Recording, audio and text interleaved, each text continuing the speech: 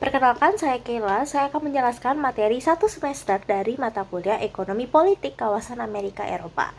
Pertama dari materi minggu pertama, yaitu mengenai 4 kerangka teori yang menjelaskan ketimpangan, kekuasaan, dan ketidakseimbangan pembangunan di kawasan Amerika Latin serta tantangan integrasi global regional. Teori of region ini menyoroti kesulitan membangun kerjasama kawasan, sementara domination and subordination system menekankan dominasi Amerika Serikat dan ketergantungan struktural negara-negara Amerika Latin. Core periphery and intrusive system mengaitkan kawasan ini di dalam struktur ekonomi global, dan four patterns variable menjelaskan bagaimana variasi budaya dan institusi membentuk perilaku politik ekonomi.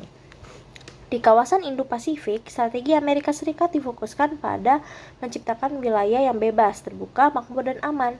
Amerika Serikat berupaya memperkuat kemitraan yang memainkan peran aktif dalam menjaga stabilitas dan pembangunan kawasan yang dianggap strategis bagi masa depan global. Di Asia Timur Laut, dinamika keamanan dipengaruhi oleh kebangkitan Tiongkok, ancaman Korea Utara, dan kompleksitas hubungan trilateral antara Amerika Serikat, Jepang, dan Korea Selatan yang membentuk arsitektur keamanan melalui aliansi dan kemitraan regional.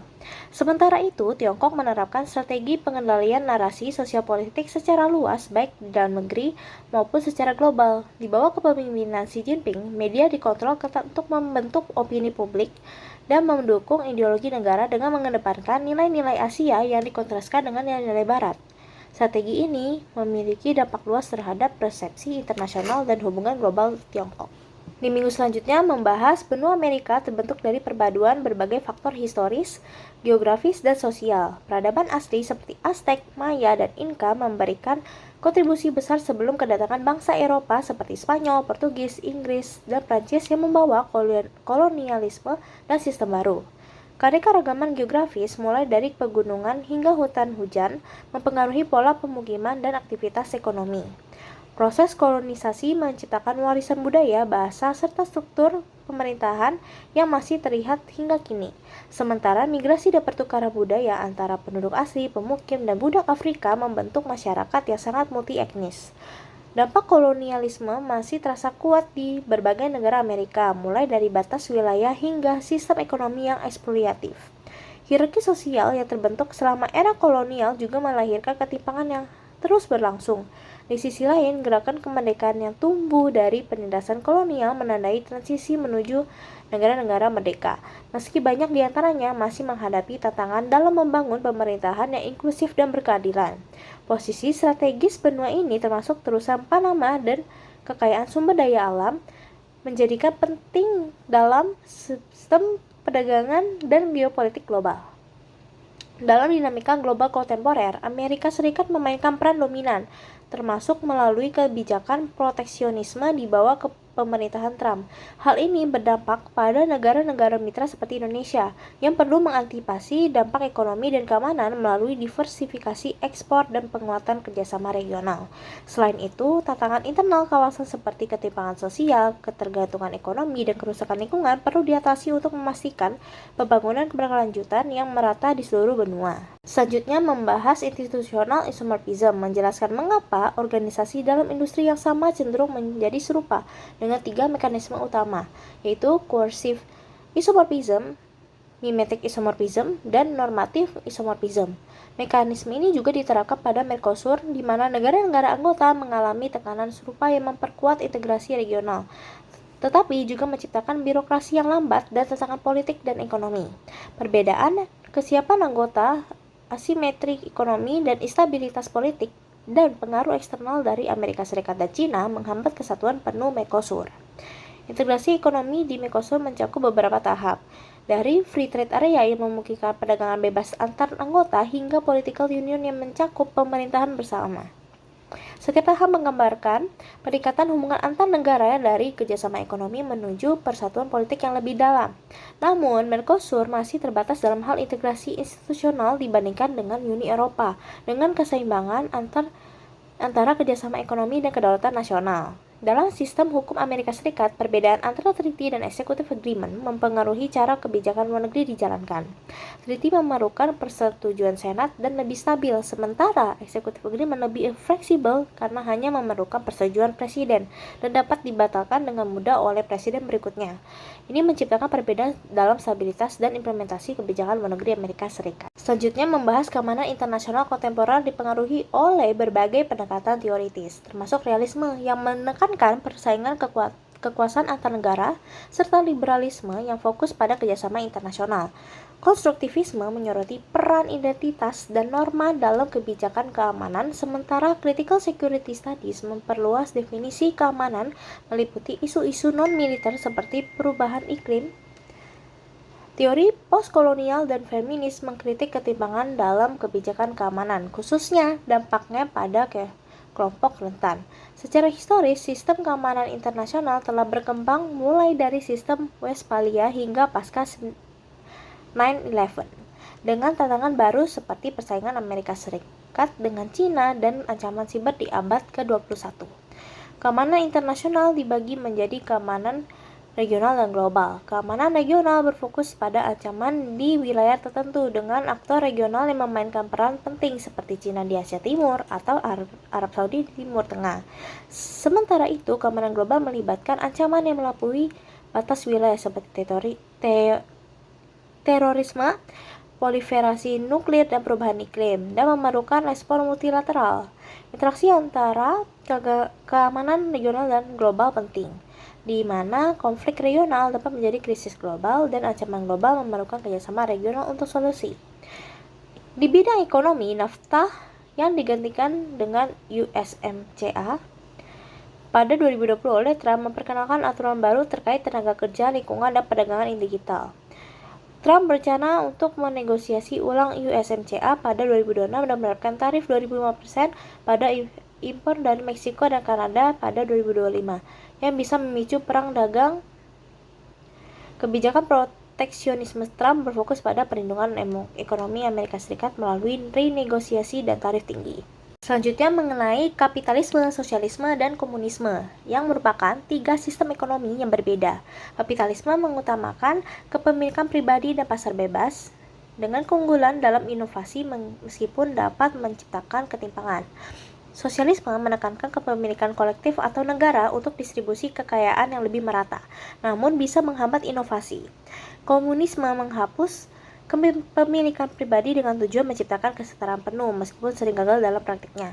Sistem ekonomi dibagi menjadi ekonomi terpusat, pasar, dan campuran. Ekonomi terpusat mengontrol produksi dan distribusi sepenuhnya oleh pemerintah, sementara ekonomi pasar bergantung pada mekanisme supply dan demand dengan intervensi minimal dari pemerintah. Ekonomi campuran menggabungkan elemen pasar dan peran pemerintah untuk menyeimbangkan keduanya. Mazhab-mazhab dalam ekonomi politik seperti klasik, Marxist, Keynesian, dan neoliberalisme menawarkan perspektif yang berbeda mengenai peran pasar dan pemerintah dalam perekonomian. Kebijakan fiskal dan moneter adalah dua alat utama pemerintah dan bank sentral untuk mengelola ekonomi.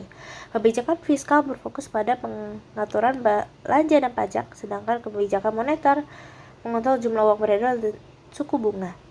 Selain itu, perang dagang dan perang ekonomi adalah bentuk konflik ekonomi yang digunakan untuk melemahkan lawan tanpa kekuatan militer melalui tarif sanksi dan manipulasi pasar. Kedua konflik ini dapat mengganggu stabilitas ekonomi global dan kesejahteraan masyarakat. Pada materi selanjutnya, yaitu membahas perbandingan konstitusionalisme Kanada dan Amerika Serikat, dengan fokus pada pertanyaan apakah Kanada dapat menjadi bangsa yang berdaulat. Tidak seperti Amerika Serikat yang konstitusinya lahir dari kesepakatan rakyat. Konstitusi Kanada dibentuk oleh elit politik yang berada di bawah pengaruh Inggris hingga tahun 1982. Kanada tidak memiliki mitos pendirian rakyat dan tidak berlandaskan prinsip kedaulatan rakyat.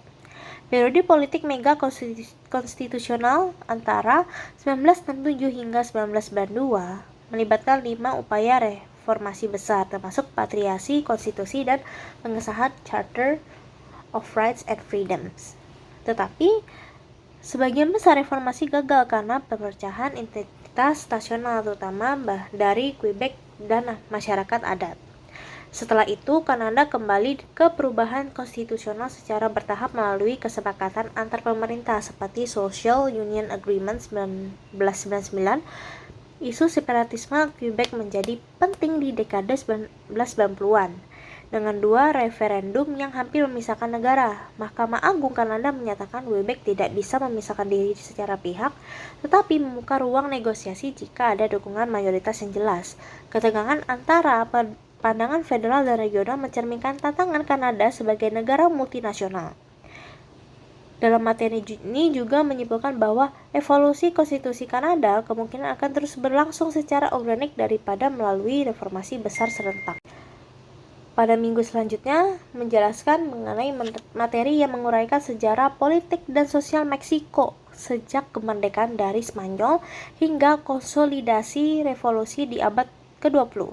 Setelah merdeka, Meksiko menghadapi krisis politik ekonomi dengan seringnya kudeta oleh para kaudillo dan kekalahan dalam Perang Meksiko-Amerika yang menyebabkan hilangnya setengah wilayahnya ke Amerika Serikat. Perdebatan antara kaum konservatif dan liberal memuncak pada reformasi oleh Benito Juárez yang memisahkan gereja dan negara serta memperkenalkan konstitusi baru. Intervensi Prancis yang menobatkan Maximilian sebagai kaisar berakhir dengan kembalinya Juárez ke tampuk kekuasaan.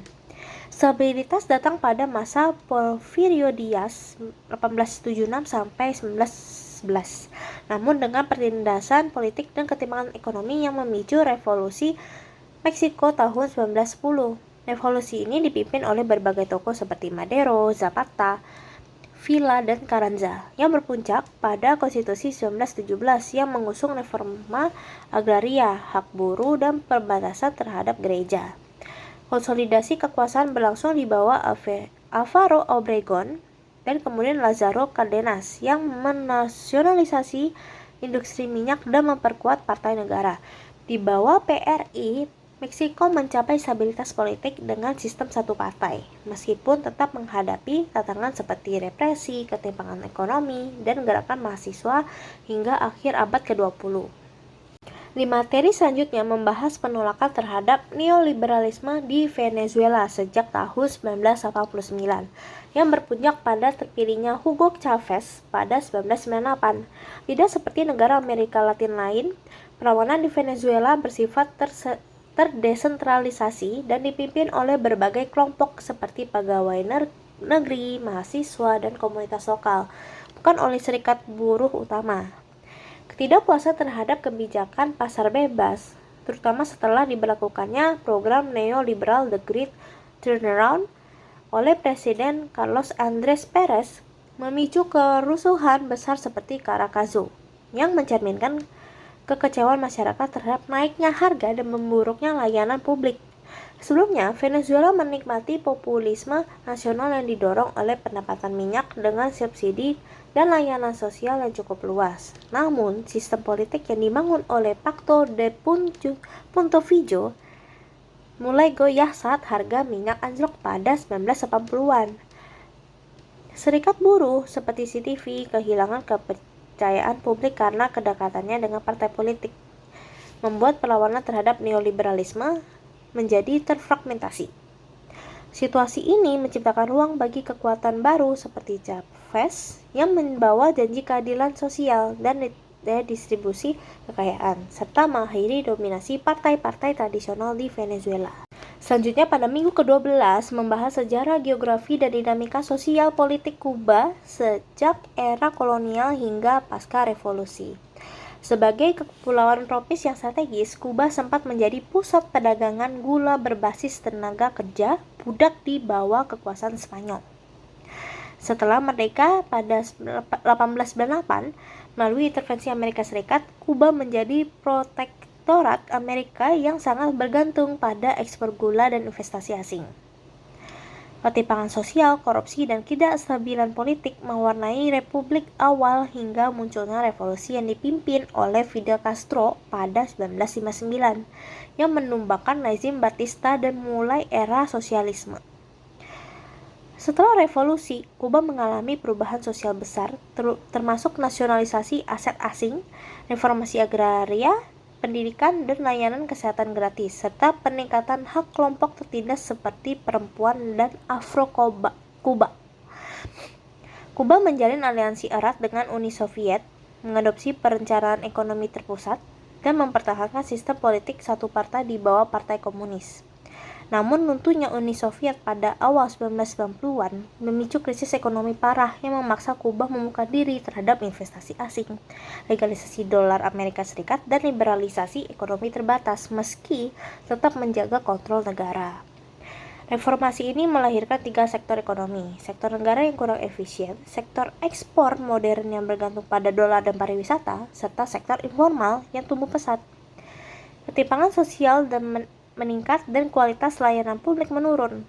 Muncul aktor-aktor sosial baru seperti pelaku usaha kecil, LSM, dan komunitas keagamaan yang menandai kebangkitan masyarakat sipil. Masa depan Kuba bergantung pada arah transisi politik pasca Fidel Castro, dengan kemungkinan antara pelestarian status quo, penguatan sektor swasta, dan reformasi menyeluruh yang menjaga capaian revolusi sampai merangkul mekanisme pasar. Selanjutnya membahas sejarah sosial politik dan ekonomi Kolombia yang penuh paradoks. Meskipun dikenal sebagai demokrasi tertua di Amerika Latin, Kolombia juga mengalami konflik bersenjata terpanjang di kawasan, termasuk gerakan gerilya seperti FARC dan ELN. Warisan kolonial dan geografi yang kompleks menciptakan keragaman regional serta ketimpangan sosial yang tajam. Setelah merdeka, Kolombia menghadapi konflik politik antara sentralisme dan federalisme yang melahirkan partai liberal dan konservatif. Dengan perseteruan keduanya, kerap memicu kekerasan, termasuk perang saudara dan la violencia yang menewaskan ratusan ribu orang. Ekonomi Kolombia bertumpu pada ekspor, terutama kopi, yang membantu membentuk kelas menengah rural dan menopang stabilitas demokrasi. Namun pada akhir abad ke-20, ekspor ilegal seperti narkotika mulai mendominasi, melemahkan sektor-sektor ekonomi lain dan menciptakan dinamika kekuasaan baru melalui kartel dan kelompok kriminal. Urbanisasi meningkat tetapi ketimpangan tetap tinggi. Sementara upaya meredam konflik melalui Frente Nasional hanya meredakan kekerasan antar partai, tetapi mengecualikan banyak aktor politik lain. Menuju tahun 1990-an, meningkatnya kekerasan, korupsi, dan ketidakpercayaan publik mendorong reformasi politik besar, termasuk konstitusi baru pada 1991. Meski mencerminkan harapan akan perubahan, Kolombia tetap menghadapi tantangan dalam mewujudkan perdamaian yang adil, inklusif, dan pembangunan berkelanjutan di tengah kekayaan sumber daya alam dan sejarah panjang ketidakstabilan. Selanjutnya, pembahasan mengenai Brazil, yang merupakan negara terbesar di Amerika Selatan dengan keragaman etnis dan budaya yang kaya. Hasil dari warisan kolonial Portugis dan migrasi dari Eropa, Afrika, Jepang, serta penduduk asli. Ekonominya berkembang dari ekspor produk primer seperti kopi dan gula menuju industrialisasi dengan produk seperti baja dan pesawat.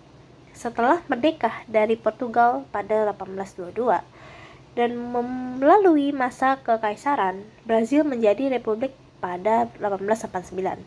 Masa republik lama didominasi elit pertanian hingga krisis dan tekanan sosial melahirkan pemerintahan Getulio Vargas yang memperkenalkan industrialisasi dan kebijakan populis. Kudeta militer 1964 membawa rezim otoriter yang mengedepankan pertumbuhan ekonomi namun mengabaikan keadilan sosial.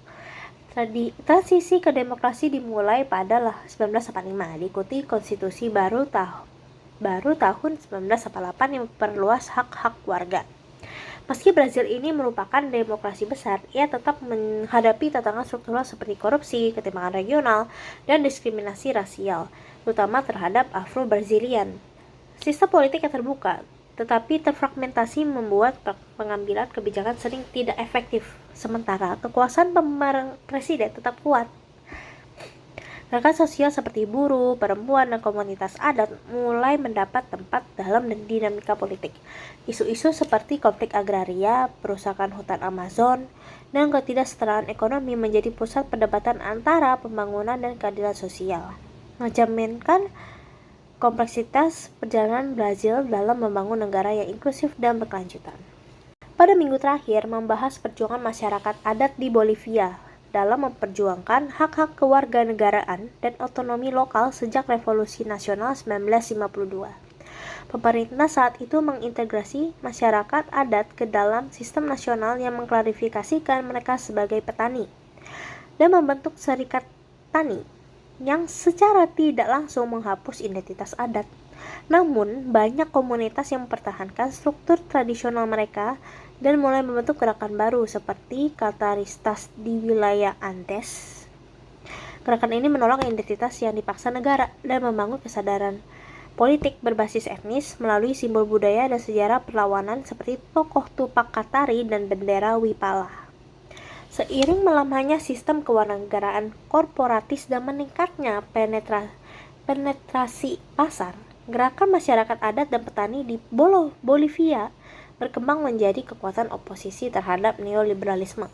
Penolakan terhadap kebijakan ekonomi neoliberal terjadi dalam 3 gelombang besar sejak 1980-an, melibatkan serikat buruh, petani koka, serta komunitas adat dan urban.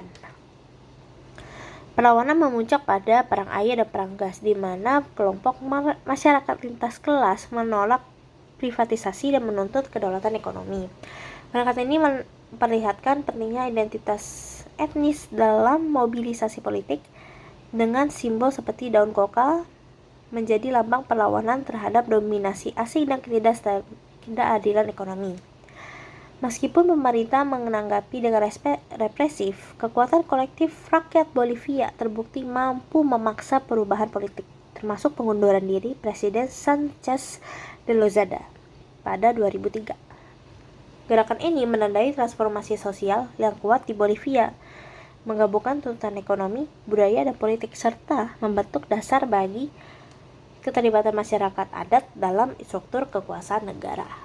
Sekian materi yang saya bisa jelaskan dalam 1 semester pada mata kuliah Ekonomi Politik Kawasan Amerika Eropa. Terima kasih.